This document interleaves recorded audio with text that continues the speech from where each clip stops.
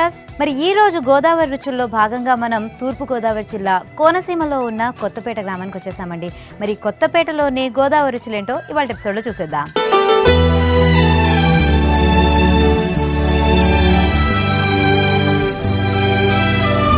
Hello అండి, hi Sridevi గారు. Okay, ఎలా ఉన్నారు? వెల్కమ్ రాజేశ్వరి గారు. థ్యాంక్ యూ అండి. ఈవిడ మా వదిన లక్ష్మి. నమస్తే అండి. ఓకే, సో ఏం చేయబోతున్నారు ఇవాళ స్పెషల్గా? మీకు కోనసీమ అద్భుతమైన వంటలు పరిచయం చేయబోతున్నాం. ఓకే, కోనసీమ స్పెషల్స్ని మాకు పరిచయం చేయబోతున్నారు. ఓకే, మరి అవేంటో తెలుసుకుందామా? శ్రీదేవి గారు, లక్ష్మి గారు, ఓకే, ఇవాళ ఏం వంటకాన్ని చూపించబోతున్నారు మీ ఇద్దరు కలిసి మాకు? పనస పొట్టు పులుసు కూర. ఓకే, అసలు పనస పొట్టు అనగానే తూర్పుగోదావరి వైపు బాగా ఫేమస్ అండి. అవునండి. ఓకే, అంటే ఎందుకు ఇక్కడ పనసకాయలు విరివిగా దొరుకుతూ ఉంటాయా? ఓకే, ఎక్కువ ఎక్కడ దొరకవు, ఇక్కడ తూర్పుగోదావరి జిల్లాలో బాగా దొరుకుతాయి. ఓకే, బాగా ఎక్కువగా తూర్పుగోదావరి జిల్లాలో దొరుకుతాయి అన్నమాట పనసకాయలు. ఓకే, ఇంకా ఏమేమి వెరైటీస్ చేస్తుంటారు అసలు మామూలుగా పనసకాయ తోటి? పనస పట్టు కూర చేస్తారు, ఫ్రై చేస్తారు, పనస పిక్కల కూర చేస్తారు, గింజలతో చేస్తారు, ముక్కలతో చేస్తారు. ఓకే, బేసిక్లీ ఏంటంటే పనస కాయ ఉంది అంటే కనుక ఆకుతో సహా దేన్ని వదిలేకుండా అన్నిటిని వాడేస్తారు అన్నమాట. ఓకే, ఆకులతోటి బుట్టలో ఏవో పొట్టిక్కలు అంటారు. ఓకే, ఇంకా ఆకులను ఎలా వాడతారు? గింజలతో ఏం చేస్తారు? వేయించుకొని తింటారా? వేయిస్తారు, కూర కూడా చేస్తారు దాంతో. గింజలతోటి అంటే ఉడకబెడతారా? ఉడకబెట్టి దాంతో మసాలా కూరలాగా చేస్తారు. మసాలా కూరలాగా ఉడకబెట్టి చేస్తారు. అంటే గింజలు గట్టిగా ఉంటాయి కదా, ఉడకబెట్టేసి ఉడకబెట్టి చేస్తారు. పులుసు నీళ్ళలో, చింతపండు పులుసు నీళ్ళ. ఓకే ఓకే, సో అలా గింజల్ని వాడతారు. ఇంకా పనస పండు అయితే కనుక పండితే తొనలు తింటారు. ఇంకా ఇప్పుడు అంటే ఈ కూర చేయడానికి మనకి పచ్చి పనసనే కావాలా? అవును, కొంచెం గింజలు లేకుండా ఫస్ట్ రాకుండా ఉన్నది పొట్టు కింద తయారు చేస్తారు. ఓకే, అంటే లేతగా ఉన్నప్పుడే తీసేసుకొని ఇది కట్ చేసుకొని ఇలా చేసుకోవాలన్నమాట. ఓకే, అయితే పనస పొట్టు పులుసు కూర అంటే ఇది ఎలా ఉంటుంది? పులుసు కూర అంటే డ్రైగానే ఉంటుంది. డ్రైగా ఉంటుంది అంటే ఫ్రై ఐటమ్ లాగా ఉంటుంది. దేనిలో తింటే బాగుంటుంది అంటారు? ఇది అన్నంలోకే, రోటీలోకి అంత బాగోదు, అన్నంలోకే బాగుంటుంది. అన్నంలోకే బాగుంటుంది అండి. మరి అయితే ఈ పనసపొట్టు పులుసు కూర లేదంటే ఫ్రై అని అనుకోవచ్చు, పనసపొట్టు ఫ్రై అనుకోవచ్చు. మరి దానికి కావాల్సిన పదార్థాలు ఏంటో ఒకసారి చూద్దామా? పనసపొట్టు, పసుపు, ఆయిల్, నానబెట్టిన శనగపప్పు, ఆవపొడి, ఉప్పు, కరివేపాకు, పోపు సామాన్లు, కొత్తిమీర, పచ్చిమిరపకాయలు, చింతపండు పులుసు. మరి ఈ పనసపొట్టు పులుసు కూర తయారు చేయడానికి కావాల్సిన పదార్థాలు ఏంటో చూసాం కదండి. దాని తయారీ విధానాన్ని ఇప్పుడు తెలుసుకుందాము. మరి ఎవరు చూపించబోతున్నారు? ఓకే, మీరు చూపిస్తారా శ్రీదేవి గారు? ఓకే, ఇది పనసపొట్టు. ఓకే, పనస పొట్టును తీసుకున్నారండి. అంటే పైన చెక్క అంతా తీసేసి లోపల ఉన్నదాన్ని మనకి ఇంకా గింజలు కూడా ఇక్కడ చూస్తుంటే తెలుస్తుందండి. గింజ ఇప్పుడే మనకి ముదరబోతోంది. సో అలా లేతగా ఉన్నదాన్ని తీసుకొని చక్కగా చిన్న చిన్న ముక్కల్లాగా చేసుకోవాలి. ఓకే, దాంట్లో చింతపండు పులుసు, వాటర్, చింతపండు పులుసు నీళ్లు పోయాలి. ఓకే, ఎంత పడుతుంది అంటారు? మనకి పులుపు బాగా ఎక్కువగా కావాలా? ఎవరికి కావాల్సిన సరిపడే వాళ్ళు. ఓకే ఓకే, దాంట్లో వాటర్. ఓకే, సో చింతపండు పులుసు కొంచెం గట్టిగా అయిపోతే కనుక ఇంకొంచెం వాటర్ యాడ్ చేసుకోవచ్చండి. దీన్ని మనం బాగా కలుపుకోవాలా? ఓకే, ఇంకా కొంచెం వాటర్ పడుతుంది. ఇంకా వాటర్ పడుతుంది. ఓకే ఓకే, సో ఈ పనసపొట్టు ఏదైతే మనం తీసుకుంటున్నామో ఇదంతా మునిగేంత వరకు చింతపండు రసం వేసుకోవాలండి. చింతపండు రసం మరీ ఎక్కువగా ఇష్టపడని వాళ్ళు కొంచెం మామూలుగా పలుచగా చేసుకొని నీళ్లతో అయినా కూడా కవర్ చేసుకోవచ్చు. సో మొత్తం ఇదంతా మునిగేంత వరకు నీళ్లు పోసుకోవాలి కదా. ఓకే, దాని తర్వాత పసుపు వేయాలి, చిటికెడు పసుపు. ఓకే, కాస్తంత పసుపు యాడ్ చేసుకున్నాము. ఇది నానబెట్టిన శనగపప్పు.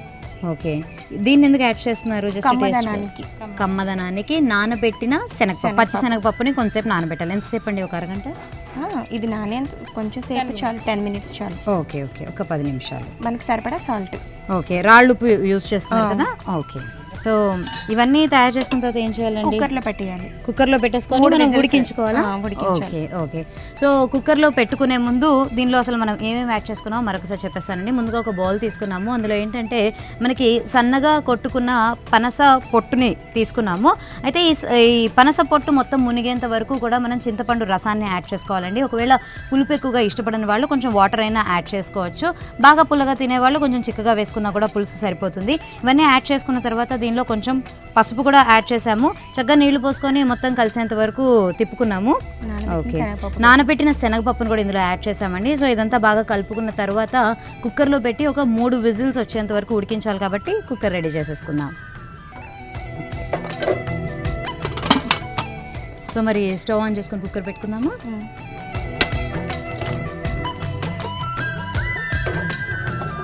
బాగా ఉడకాలి అని అంటే 3 విజిల్స్ రావాలంటే మనకి ఎంత కాదని ఒక 10-15 నిమిషాలు పడుతుంది కదా. సో 3 విజిల్స్ వచ్చేసాయి కాబట్టి ఉడికిపోయి ఉంటుంది కదా. ఒకసారి మూత తీసి చూద్దామా.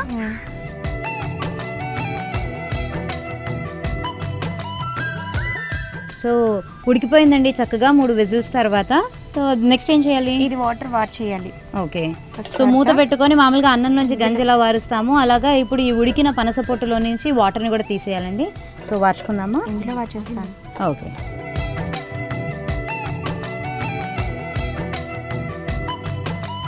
సో ఎక్సెస్గా ఉన్న వాటర్ అంతా కూడా వెళ్ళిపోతే మనకి ఓకే ఇందాక మీరు అన్నట్టుగా ఫ్రై ఐటమ్ లాగా వస్తుంది అన్నారు కదా. సో ఆల్రెడీ ఈ పులుసు అనగానే చింతపండు పులుసు అంతా దీనికి పట్టుంటుంది. అవును, రైట్, ఐడియా వచ్చేసింది నాకు. సో కుక్కర్ని పక్కన పెట్టేసుకుందామండి. దీనిలోంచి చక్కగా వాటర్ చేసుకున్న తర్వాత అంతా కూడా మనకి పొడి పొడిగా డ్రైగా వచ్చేస్తుంది. దీన్ని నెక్స్ట్ పోపు పెట్టుకోవాలి కాబట్టి స్టవ్ని రెడీ చేసుకుందాం. కుక్కర్ పక్కన పెట్టేసేద్దామా. సో మళ్ళీ స్టవ్ ఆన్ చేసుకుందామా. కొంచెం లో ఫ్లేమ్లో పెట్టుకోవాలి. ఓకే. ఇప్పుడు ఆయిల్ పోయాలి. సో మరొక గిన్నె పెట్టేసుకున్నాము. ఇప్పుడు ఒక 4 టేబుల్ స్పూన్స్ ఆయిల్ వేసుకోవాలండి.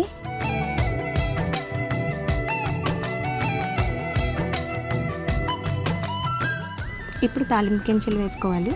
ఓకే. పోపు గింజలు అనగానే మనకి శనగపప్పు, మినపప్పు, ఆవాలు, జీలకర్ర, అలాగే ఎండుమిర్చి, దాంతోపాటు కొన్ని కరివేపాకు రెబ్బలు కూడా యాడ్ చేసుకుంటున్నాము. సో పనస పొట్టుతోటి ఇలాగ ఫ్రై ఐటెం లాగా చేసుకోవచ్చు. కర్రీస్ అయితే కనుక పచ్చిదాంతోనే చేసుకుంటే బాగుంటుంది అంటారు. ఓకే, మసాలా కర్రీలా చేసుకుంటాం. మసాలా కర్రీలా. కానీ మరి ఇప్పుడు చెప్పిన ఇంగ్రీడియంట్స్ ఎక్కడలోనూ మనం మసాలా మసాలా వాడలేదు ఇది. దీంట్లో కాదు, వేరే దాంట్లో. సో మసాలా కూడా చేసుకోవచ్చు అంటున్నారు. ఓకే, అంటే గ్రేవీ లాగానా? Okay okay. అది రోటీలోకి బాగుంటుందేమో కదా. ఓకే. ఇప్పుడు పోపు వేగిపోయింది. పోపు కొంచెం రంగు మారిన తర్వాత అంటే పోపు బాగా గింజలు వేగిన తర్వాత కొన్ని పచ్చిమిరపకాయలు కూడా వేసుకోవాలి. సో దీనిలో కూడా ఎండుకారం ఇక్కడ వాడట్లేదు కదా, పచ్చిమిరపకాయలు వేస్తున్నారు. ఓకే. సో ఈ పచ్చిమిరపకాయల గింజలతోటే మనకి కొంచెం ఆ స్పైసీనెస్ అనేది యాడ్ అవుతుందండి. సో ముందుగా తయారు చేసుకున్న ఈ పనసపొట్టు మిశ్రమం ఏదైతే ఉందో, పనసపొట్టు అలాగే పచ్చిశనగపప్పు ప్లస్ కొంచెం ఇందులో మనం పసుపు కూడా వేసుకున్నాం కాబట్టి చింతపండు పులుసులో బాగా ఉడికింది కదా. దీన్ని పోపు వేడెక్కిన తర్వాత దానిలోకి యాడ్ చేసేయాలి. ఇలా కలుపుకుంటూ ఉండాలా? అడుగంటుతుందా లేకపోతే?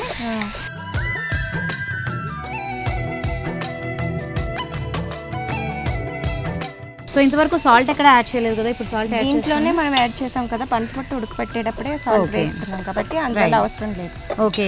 సో మనం ముందుగా ఉడికించేటప్పుడు ఏదైతే సాల్ట్ వేసుకున్నామో అదే మనకి టోటల్ కర్రీ ప్రిపరేషన్కి సరిపడా సాల్ట్ ఏనండి. మళ్ళీ తర్వాత యాడ్ చేసుకోవాల్సిన అవసరం లేదు. ఒకవేళ మనకి కొంచెం తగ్గింది అని అనుకుంటే కనుక లైట్గా తర్వాత యాడ్ చేసుకోవచ్చు. తడి ఆరేంత వరకు కలపాలి. ఓకే. సో పోపు వేగిన తర్వాత ఈ ముందుగా తయారు చేసుకున్న ఈ పనసపొట్టు మిశ్రమం ఏదైతే ఉందో దాన్ని కూడా యాడ్ చేసాం కదండి. ఇదంతా కూడా మనకి పొడి పొడిగా అయ్యేంత వరకు కూడా వేగనిస్తూ ఉండాలి. కొంచెం అలా కలుపుతూ ఉంటే మనకి అడుగంటుకోకుండా ఉంటుంది. సో ఇంకా స్టవ్ ఆఫ్ చేసుకుందామండి. పొడి పొడిగా వచ్చేసింది కదా. ఓకే. సో నెక్స్ట్ ఇంకా ఏం యాడ్ చేయాలంటారు? ఇంకా కొంచెం చల్లారిన తర్వాత కొత్తిమీర, ఆవ పొడి చల్లుకోవడమే. ఓకే. సో ఆవ పొడి చల్లాలటండి. దానికోసం ఏంటంటే కర్రీ అనేది కొంచెం మనకి చల్లబడాలి. సో చల్లారాలంటే ఒక 5 నిమిషాలు పడుతుంది కాబట్టి ఈలోపు ఈ ఆవపిండిని ఎలా తయారు చేశారు? అంటే మామూలుగా ఆవాల్ని డ్రైగా రోస్ట్ చేసుకొని పచ్చిదే, పచ్చి ఆవాల్ని మిక్సీ ఆడుకోవడమే. Okay, very simple. పచ్చి ఆవాల్ని మిక్సీ పట్టేసేసుకుంటే మనకి కొంచెం బరకగా పొడిలాగా తయారు చేసుకుంటే అయిపోతుందండి. దీన్ని మళ్ళీ మనం వేయించాల్సిన అవసరం కూడా పడదు. అయితే ఆవపిండి అనేది మనకి కూర చల్లారిన తర్వాత మాత్రమే వేసుకోవాలి. ఎంతవరకు వచ్చింది ఒకసారి చూద్దామా. సో కాస్త చల్లారింది కాబట్టి యాడ్ చేసేసుకోవచ్చు. మొత్తం పడుతుందా? కొంచెమే పడుతుంది. ఓకే. అంటే ఎక్కువ వేస్తే చేదు వస్తుంది, బాగా వేడిగా వేసుకుంటే చేదు వస్తుంది. ఓకే. బాగా వేడిగా వేసుకున్నా లేదంటే ఆవు పొడి అనేది మరీ ఎక్కువగా వేసుకున్నా కూడా చేదొస్తుంది కాబట్టి చూసుకుంటూ మనం కొంచెం తక్కువగా జస్ట్ మనకి టేస్ట్కి సరిపడా వేసుకుంటే సరిపోతుంది. ఇది రైస్లోకి అయితే బాగుంటుంది. ఒట్టిగా తిన్నా కూడా కూర టేస్టీగా ఉంటుంది ఎందుకంటే డ్రైగా ఉంది కాబట్టి. సో ఇలా అయినా టేస్ట్ చేయొచ్చండి. గార్నిష్ కోసం కొత్తిమీర చల్లాలి. ఓకే. పనసపొట్టు పులుసు కూర రెడీ. ఓకే అండి. మీరు టేస్ట్ చేసి ఎలా ఉందో చెప్పండి. అన్నంలోనే కాదు ఉత్తినే తిన్నా కూడా ఇది చాలా బాగుంటుంది. ఓకే అండి, తప్పకుండా. పనసపొట్టు పులుసు కూర లేదంటే పనసపొట్టు ఫ్రై అనొచ్చండి. ఇది రెడీ అయిపోయింది కాబట్టి దీని టేస్ట్ ఎలా ఉందో చూసి చెప్పేస్తా.